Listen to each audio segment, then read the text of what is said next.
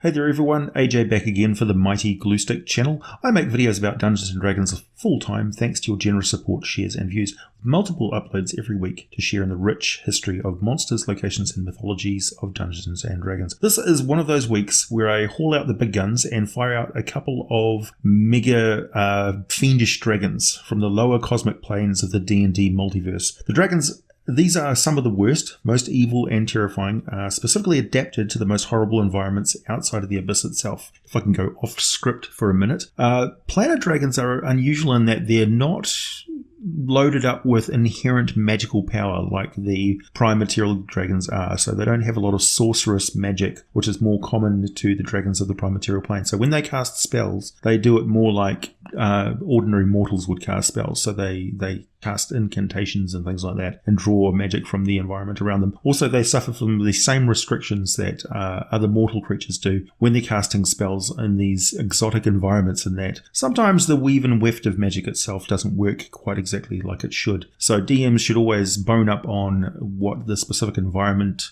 constrictions are in any planar adventures that they're going on, because each plane has its own physical laws and metaphysical laws as well. The Howling Dragon, native to the windswept depths of Pandemonium, ranging from medium-sized wormlings who hatch in clutches of 2 to 5 eggs all the way up to the colossal great worms. They vary somewhat between chaotic evil or chaotic neutral and general alignment. Even the youngest have an intelligence of 14, so very intelligent, and they just get more and more intelligent the older they get. They are brilliant, scheming strategists and planners. They are, nonetheless, quite insane. Their favourite thing to do is to clamp their jaws onto a still struggling victim and tear it slowly apart. It matters little to them what the victim is, as long as it's still wriggling about when it dies. So they will hunt down humanoids, animals, undead, or even constructs. It could be that a Howling Dragon keeps a captive group of gnome artificers, forcing them to construct ever more challenging automatons for it to chase down and destroy. Perhaps these gnomes fear that for their lives even more lately, as their constructs are running out of useful parts thanks to a bunch of Zvarts who keep stealing precious items from their workshop. Perhaps one of these constructs has become self-aware, a Warforged NPC, or even a background story for a Warforged player character who managed to escape Pandemonium. Howling dragons are long and slender, well adapted to moving through the tunnels and caverns of Pandemonium. They have short, thin legs and narrow but very strong wings. Their head is large, feral looking, with a quite large red or yellow eyes with tiny pupils, so they kind of look crazy when you look into them. Don't be fooled though, they have excellent vision and an acute sense of smell. Their hearing is not that great though, as most creatures tend to protect themselves from the constant cacophony of this plane. They have a frill of long spines protruding from behind the head, and grow similar spikes and spines from their shoulders and spine. So when you see them moving around, they tend to, because of the howling winds of Pandemonium, these spines tend to move around like lustrous hair. The edges of their wings also tend to have shreds and spines that give them a jagged, vicious appearance. They have mottled purple and black scales growing darker as the dragon ages, which serves to conceal them well in the deep shadows and broken, swirling and rocky terrain. They make their lairs in isolated caverns, deep in the twisting tunnels of Pandemonium, rarely finding their way to the material plane, but when they do, they always emerge into or immediately seek out the deep Underdark, where they feel more at home, even though it's woefully quiet by their standards, which just causes them to go even crazier. Howling dragons' personal lives are what they get up to in the privacy of their lairs is, well, it's demented, as in behaving irrationally due to anger, distress, or excitement. Insane, deranged, out of one's mind, crazy, disturbed, mad as March hare, batshit crazy. In combat, they do not hold back one iota of their full strength. They unleash their unique form of breath weapon every chance they get, and as mentioned, they enjoy engaging in close melee combat where they tear their enemy apart with their fangs. Normally in Pandemonium, the place is always very loud. Even the relatively calm areas the Howling Dragons lair in is still cacophonous, and the breath weapon of the Howling Dragon is based on sound. So in their home plane, the range is limited to a very short 10-foot cone. However, They can employ either a blast of damaging sound as a thunder attack in the material plane or just, well, anywhere other than Pandemonium. This is like a line of thunder from 40 to 80 feet long depending on the age of the dragon. 5 feet wide at the source, about 10 feet wide at the most distant effective range. It requires a dexterity saving throw to get out of the way or does some fairly brutal sonic damage. They can also let out a short blast of sound to shatter adjacent fragile objects and can unleash their second form of breath weapon, a howling wail of madness. This requires a wisdom saving throw from any creature within 10 to 20 feet, depending on how old the dragon is, and has a debilitating effect on the wisdom score of the victims. If they fail their save, they can take 1d4 wisdom damage. If they fail the save by more than 5, they take 5 points off, no roll required. If they have their wisdom reduced to 0, they become catatonic, basically stunned. They can't make actions or reactions, can't move, can't speak. Well, they can speak only falteringly and mostly just babbling mumbles. They automatically fail strengths and dexterity saving throws, and all attack rolls against them have advantage. So, not good. Also, this mental damage requires a wish or greater restoration magic to heal. Howling dragons can be found prowling around their wide territory, checking every nook and cranny for interesting windblown treasures or hiding victims. So they're constantly on the move, constantly fussing and fossicking and looking in this nook or this cranny, always suspecting that there's something in any area that they can't immediately see into. They may be layered in the layer of Agathion in Pandemonium, where the narrow and barely accessible tunnels often lead to ancient vaults where the powers of bygone days left great treasures and terrible dangers, out of sight and out of mind. The quest for weapons of epic worth may lead adventurers directly into the lair of a formidable howling dragon. The Pyroclastic Dragon has its own video where I talk about them and the plane they are found on, so check that out in the Dragon Lore playlist or the link on the display right now on the screen right now. Same for the Rust Dragons. I have a video of them on the plane of Archeron. The Styx Dragon, or Archeron, I have people moan about the way that I pronounce it. The Styx Dragon has a long serpentine body covered in slimy scales that are dark brown on its long back, head, arms and legs, with the underbelly and other areas a bit more of a rusty red, with tiny flipper-like claws that are useless on land and in combat. Its wings are also too small to carry it into the air. But they give it an enviable speed and agility in water, and of course if it picks up enough speed it can leap out of the water and sail through the air for a short distance. Its tail splits into 2 long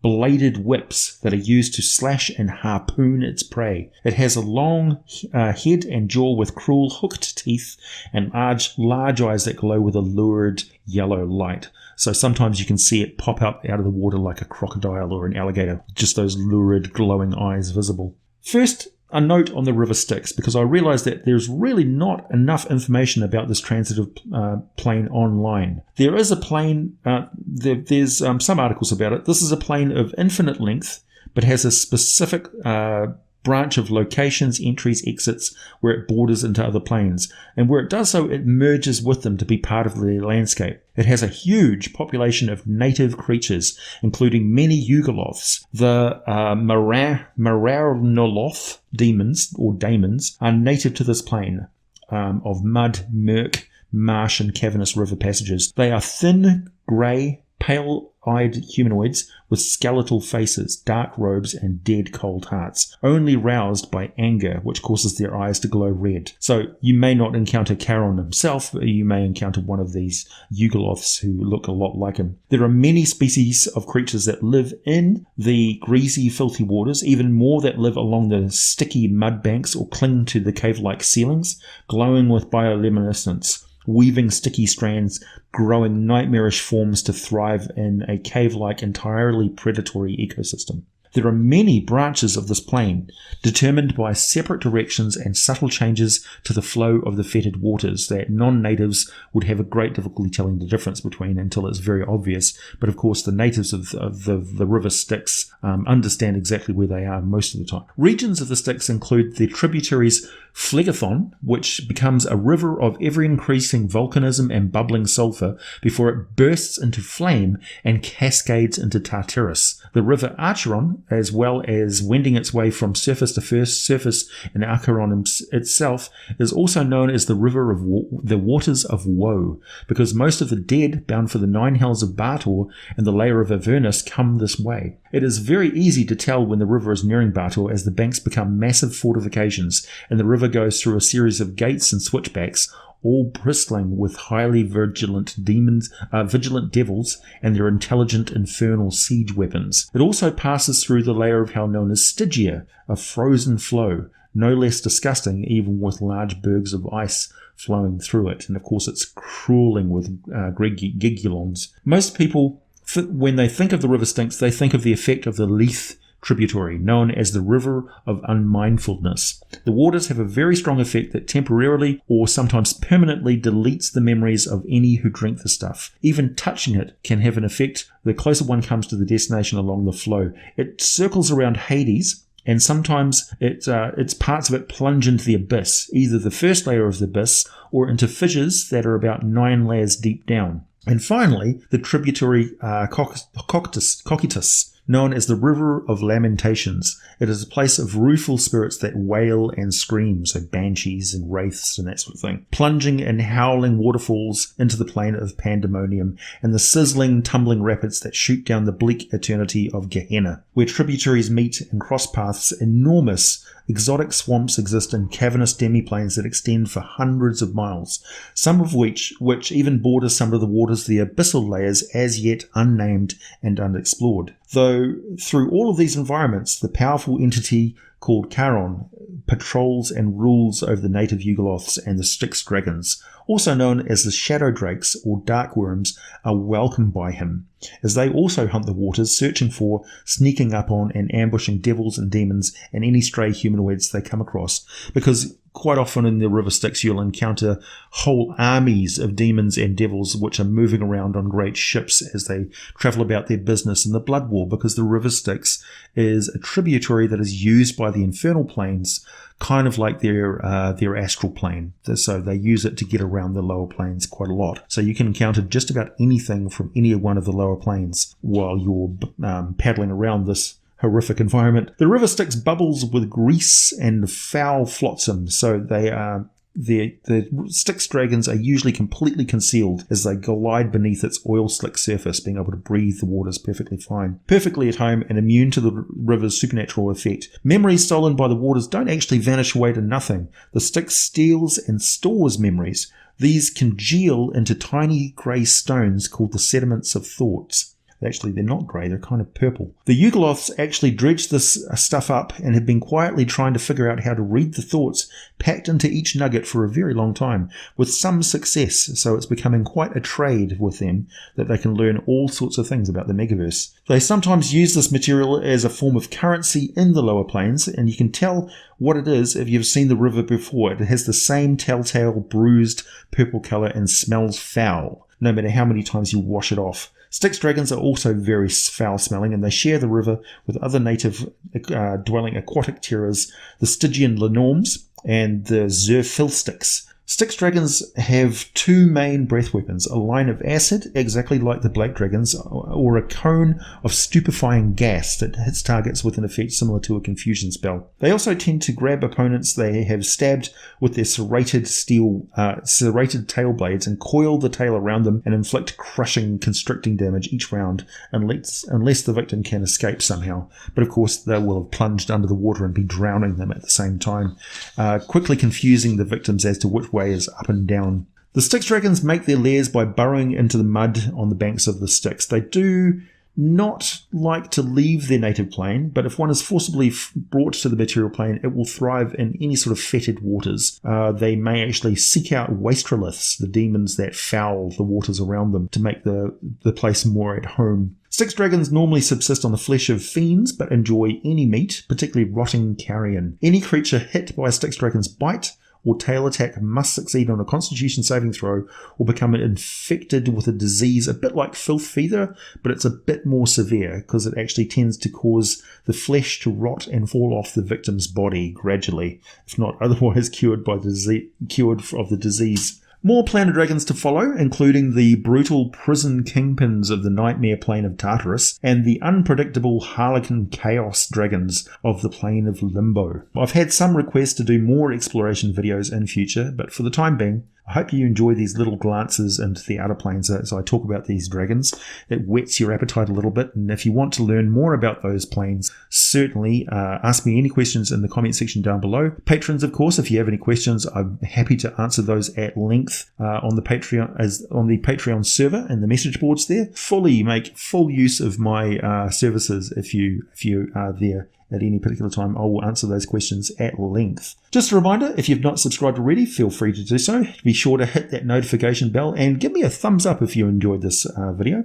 I upload from the other side of the world sometime in the near future. For access to all these scripts and advanced access to some of these videos, consider becoming a patron of this channel on Patreon. It's just a minimum of $1 per month. Definitely much better if you donate, if you care to. If you donate $1 per video upload that I make, it certainly encourages me to put out a lot more content on top of the lot of content that I make already. Also, check out the other links down there below. There's links to Chrono for the daily game. There's a significant game discounts on different games every day on Chrono. And there's also a link to Patron Blades, which give you a very smooth shave.